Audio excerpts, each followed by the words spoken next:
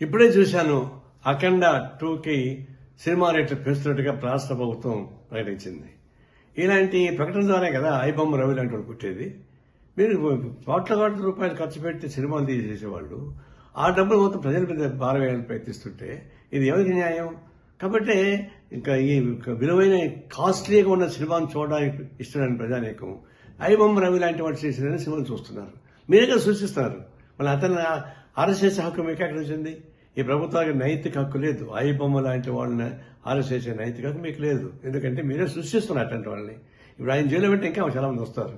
ఇలాంటి సినిమాలని రేట్లు పెంచి దివాళాపూరితంగా సంపన్న వర్గాల ఊడిగని చేస్తూ సామాన్య ప్రజానికాన్ని జోబులు కొట్టేసేటువంటి తిరుక్షోభం చేసేటువంటి అయిపోతున్నారు. ఇంకా రాబోతున్న సినిమాలు 6-7 సినిమాలు రాబోతున్నాయి.